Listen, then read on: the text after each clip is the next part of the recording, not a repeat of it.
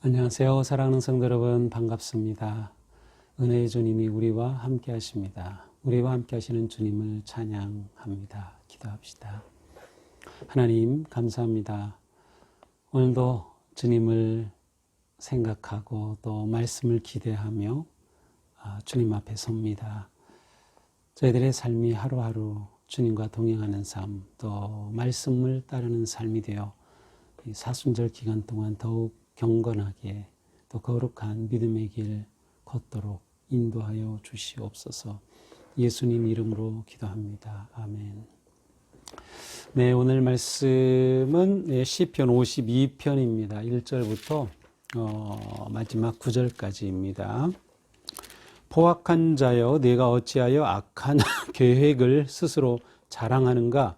하나님의 인자하심은 항상 있도다. 내 혀가 심한 악을 꾀하여 날카로운 삭도같이 간사를 행하는도다. 내가 선보다 악을 사랑하며 의를 말함보다 거짓을 사랑하는도다. 셀라. 간사한 혀여, 너는 남을 해치는 모든 말을 좋아하는도다. 그런즉 하나님이 영원히 너를 멸하시며 너를 붙잡아 내 장막에서 뽑아내며 살아있는 땅에서 내 뿌리를 빼시리로다. 셀라. 의인이 보고 두려워하며 또 그를 비웃어 말하기를 이 사람은 하나님을 자기 힘으로 삼지 아니하고 오직 자기 재물의 풍부함을 의지하며 자기의 악으로 스스로 든든하게 하던 자라 하리로다. 그러나 나는 하나님의 집에 있는 푸른 감람나무 같으며 하나님의 인자하심을 영원히 의지하리로다. 주께서 이를 행하셨으므로 내가 영원히 주께 감사하고 주의 이름이 선하심으로 주의 성도 앞에서 내가 주의 이름을 사모하리이다. 아멘. 자, 오늘 말씀도 이제 계속해서 다윗의 시가 계속되고 있는데요. 이제 오늘 표제어는 이렇게 되어 있습니다. 다윗의 마스길. 마스길은 보통 이제 교훈과 관계되어 있다고 보는데요. 그래서 일종의 죄송합니다. 네, 교훈 시라고도 할 수 있습니다. 인도자를 따라 부르는 노래. 그러므로 이 시는 개인이 아니라 어떤 모임 가운데서 공동의 예배 가운데서 사용이 되었다는 것을 생각해 볼 수 있어요. 에돔 사람 도액이 사울에게 이르러 다윗이 아히멜렉의 집에 왔다고 그에게 말하던 때에, 좀 길게 이렇게 표제어가 이렇게 되어 있습니다.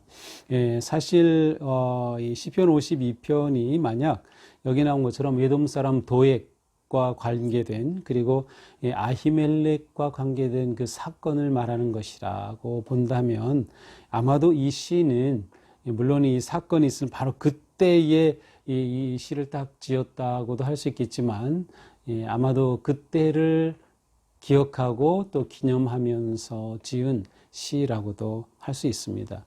그러면 도대체 이때가 언제인가? 에돔인 도액이 사울에게 이르러 다윗이 아히멜렉의 집에 왔다고 말하던 때, 이때는 언제인가? 이때 이제 사울이 왕일 때고요. 다윗이 이제 사울에게 쫓김을 당할 때입니다. 그래서 사울이 이제 이 다윗을 죽이려고 정말 모든 걸 다 동원해서 이 다윗을 추적하고 다윗을 찾아 죽이려고 합니다. 그때 이제 이 다윗이 제사장이었던 바로 이 아히멜렉을 찾아갑니다. 그래서 아히멜렉에게 다윗이 이르러서 그에게 우리 저와 이제 나를 따르는 이 용사들이 너무 배가 고프니까 좀 먹을 거 떡 한 5덩이라도 좀 달라고 요청을 하는데 안타깝게도 줄 떡이 없어요. 그런데 이 아히멜렉이 마침 그 하나님께 성전에서 제사를 드리고 나온 그 진설병에 사용한 진설병이 있었어요. 그래서 그 진설병을 다윗에게 주게 되죠. 그러자 이 다윗이 그것을 받아 요기를 하게 됩니다. 자, 그러다가 아주 소중한 것을 발견하게 되는데 바로 이 골리앗이 차고 있던 칼이었습니다. 그래서 다윗이 그 칼을 달라고 해서 그 칼을 가지고 이제 다른 곳으로 이제 피하게 되죠. 이때 이제 피했던 곳이 가드 왕 아기스에게로 피합니다. 가드 왕 아기스에게로 갔는데 다윗이 오니까 맞아주긴 했는데 깨름칙합니다. 왜냐하면 이 다윗에 관한 소문을 이미 다 알고 있었거든요. 그러니까 이 아기스 왕 또 신하들이 이 사람 위험합니다. 이 다윗 이 사람 받아들였다 큰일 납니다. 뭐 죽여야 한다 막 그러니까 다윗이 거기로 도망갔지만 결국 거기서도 위기에 처하죠. 그래서 거기서도 미친 채 하고 침 흘리면서 겨우 목숨을 건지고 도망 나옵니다. 그리고 간 곳이 그 유명한 아둘람 굴이라는 곳이죠. 이 이야기는 전부 이제 사무엘상 21장, 22장에 나오는 이야기입니다. 그렇죠. 이제 그런데 바로 이 상황 속에서 이 시를 지었다. 그러니까 어쨌든 이 역사적 사건을 배경으로 하고 있음을 알 수 있습니다. 자, 1절 이렇게 시작됩니다. 포악한 자여, 네가 어찌하여 악한 계획을 스스로 자랑하는가? 포악한 자여, 여기서는 강한 자라는 의미인데 바로 악한 자를 말합니다. 악한 자. 다윗을 대적했던 사람이죠. 이 에돔 사람 도액이 이 사실을 사울 왕에게 알려주죠. 그래서 바로 이 아히멜렉 제사장이 다윗을 몰래 받아주고 그와 내통했다고 이제 사울에게 알려줍니다. 그래서 사울이 이 아히멜렉을 잡아 죽이게 되죠. 그래서 불행하게도 85명의 사람들이 제사장들이 목숨을 잃는 살해당하는 이 끔찍한 사건이 일어납니다. 이렇게 악한 사람들이죠. 포악한 자여, 내가 어찌하여 악한 계획을 스스로 자랑하는가? 일종의 의문문으로 시작이 되었습니다. 하나님의 인자심은 항상 있도다. 근데 좀 이게 어울리지 않죠. 이렇게 악한 자에 대해서 악한 계획을 자랑하는가? 해놓고서는 하나님의 인자심은 항상 있도다. 자, 이것은 무슨 뜻인가 하면 내가 그렇게 악한 자랑을 하고 있느냐? 하나님의 인자심으로 인해서 지금 기다리고 있을 뿐이다. 하지만 하나님께서는 때가 되면 심판하실 것이다. 하나님이 얼마나 인자하신지 단지 지금 기다리고 계실 뿐이다. 라고 하는 그러한 뜻입니다. 2절입니다. 내 혀가 심한 악을 꾀하여 날카로운 삭도같이 간사를 행하는도다. 자, 2절은 이제 이 포악한 자가 어떤 사람인가 하는 것을 구체적으로 드러내는 말씀이에요. 자, 내 혀가 악한 사람을 꾀한다. 이 포악한 자, 악한 자의 특징은 이처럼 교활하게 속이는 말을 하는 것입니다. 그의 혀가 폭력적입니다. 사람을 죽이는 것이죠. 죽고 사는 것이 혀의 힘에 달렸다는 말씀처럼 그 혀를 사람을 죽이는 데 사용합니다. 이와 같은 그 언어의 악함, 이것은 곧 그 마음에서 우러러 나오는 것이기 때문에 이 악한 자, 포악한 자의 특징은 그 언어가 폭력적입니다. 3절, 내가 선보다 악을 사랑하며, 포악한 자의 두 번째 특징은 선함보다 악을 좋아합니다. 악한 일 하는 것을 더 좋아해요. 악한 일을 도모하고 꾀합니다. 사울뿐만 아니라 이 에돔 사람 도액 신하가 이렇게 아히멜렉 제사장과 그 무리들을 죽인 것처럼 아주 악하죠. 계속해서 다윗을 죽이려고 하는 그러한 악한 것을 좋아하는 거예요. 세 번째, 의를 말함보다 거짓을 사랑하는도다. 의를 말하는 것보다는 거짓말하고 속이고 하는 일들을 더 좋아하는 특징이 있어요. 5절, 그런즉 하나님이 영원히 너를 멸하시며, 그러므로 이 악한 자를 하나님께서는 결코 끝까지 그냥 살려두지 않으신다는 거예요. 너를 멸하신다. 어떻게? 너를 붙잡아 내 장막에서 뽑아내고 살아있는 땅에서 내 뿌리를 빼시리로다. 하나님께서는 악인을 완전히 멸하신다. 그 뿌리를 뽑으신다. 여기에는 지속적이고 영구적으로 악한 자를 멸하시고 그 뿌리조차 다 뽑아버리신다고 하는 그러한 뜻이 담겨져 있어요. 이것이 악한 자의 결말이죠.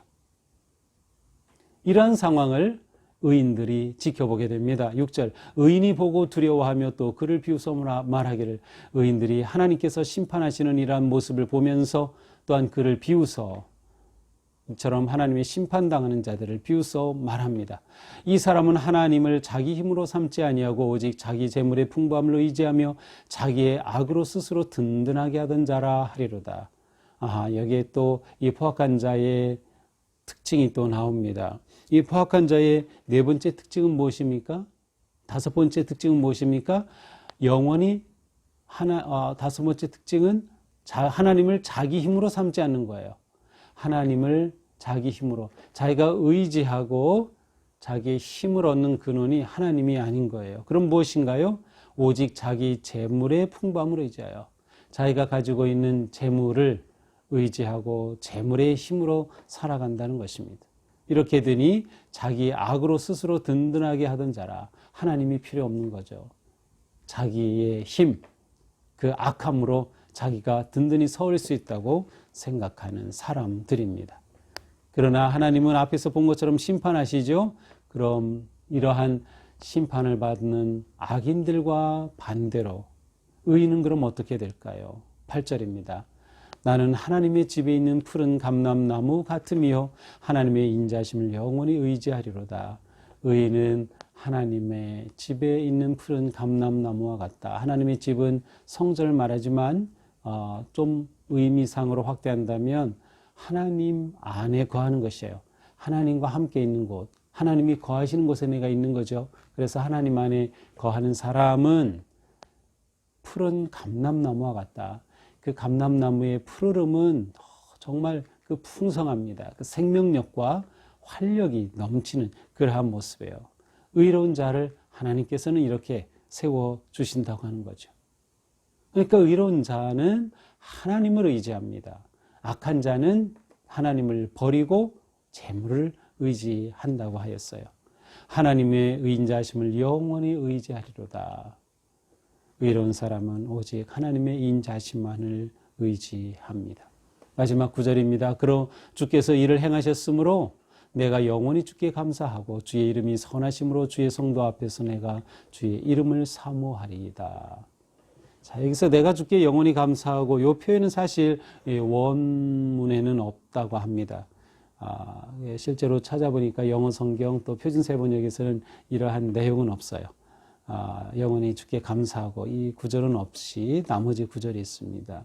자, 주님께서 이처럼 악한 자는 완전히 멸하시고 의로운 자는 푸른 감람나무처럼 인도하시니 그렇게 주의 이름이 선하심으로 주의 성도 앞에서 내가 주의 이름을 사모하겠습니다. 회중들이 모여있는 그 앞에서 제가 주님의 이름을 찬양하겠습니다. 라고 고백을 하고 있습니다. 자, 이것이 오늘의 말씀입니다. 오늘 말씀도 일종의 역사적 배경을 가지고 있는 그러한 말씀이고요. 제사장 아히멜렉에게 있었던 그 끔찍한 사건, 또 다윗이 겪었던 그 끔찍한 일을 배경으로 하면서 악한 자와 의로운 자를 대조시키고 악한 자가 어떠한지를 고발하고 하나님께서 그 악한 자를 멸하시고 의로운 자를 인도하시는 그 아름다운 모습을 기록해 놓고 있습니다. 자, 우리는 오늘 말씀을 보면서 하나님은 의로우시기 때문에 악인은 심판을 받는다는 것입니다. 악인은 심판을 받는다. 우리는 살면서 악한 사람이 잘 되는 것 때문에 가슴 아플 때가 있어요. 나는 바르게 살려고 하고 하나님의 뜻대로 살려고 하는데 그렇지 않은 저 사람 오히려 세상에서 불의를 행하고 온갖 거짓을 행하는데도 잘 돼요. 그때 우리에게 중요한 것은 어떤 상황에서도 인자하신 하나님만을 의지하는 겁니다. 그 불의함은 영원하지 않습니다. 하나님은 그 불의한 자를 완전히 멸하시기 때문이죠. 또한 우리는 재물이 아니라 하나님을 의지하자. 하나님의 인자하심을 의지하자. 악한 사람의 모습과 반대되는 그 길을 선택하면 되는 것입니다. 우리의 혀를 잘 관리해서 교활하고 악한 혀가 아닌 착한 혀가 되는 것. 또 선보다 악을 사랑하는 것이 아니라 악을 버리고 선을 사랑하는 것. 의를 말함보다 사람들을 거짓된 말하는 것이 아니라 거짓을 버리고 의로운 말을 하는 것, 그리고 즉 하나님을 의지하는 것, 그것이 우리가 선택해야 할 길일 것입니다. 의인은 끝까지 하나님의 인자심을 신뢰합니다. 이것이 우리의 길이 되어야 할 것입니다. 우리의 힘은 어디서 오나요? 우리의 힘은 오직 여호와 하나님으로부터, 하나님의 인자심으로부터 옵니다. 우리가 이것을 신뢰하며 끝까지 어려운 상황에서도 주님의 인자심을 의지하고 또 그 믿음과 헌신으로 힘을 얻어 승리하는 우리가 될 수 있기를 주님의 이름으로 축복합니다. 기도합시다. 하나님, 오늘 말씀을 통해서도 악인들에 의해서 의인들이 고난을 당하고 핍박을 받고 힘겨운 그 상황을 배경으로, 그러나 하나님은 의로우셔서 악인은 반드시 심판하시며 또 의로운 자는 푸른 감람나무처럼 돌보시고 인도하시는 아버지 하나님을 저희들이 신뢰합니다. 오늘 말씀을 통해 보여주신 것처럼 저희들은 의로운 길을 선택하고 의로운 자가 되어서 하나님 은혜 안에서 우리 모두 푸른 감람나무 같은 아름답고 생명력이 넘치는 복된 인생을 살게 하여 주시옵소서. 인자하신 하나님이 저희들의 힘입니다. 하나님이 저희들의 소망입니다. 저희들 믿음 굳게 하여 모든 어려움 넉넉히 이겨내도록 도와주시옵소서. 예수님 이름으로 기도합니다. 아멘. 네, 오늘도 주님 은혜 안에서 복된 하루 되기를 축복합니다. 사랑합니다.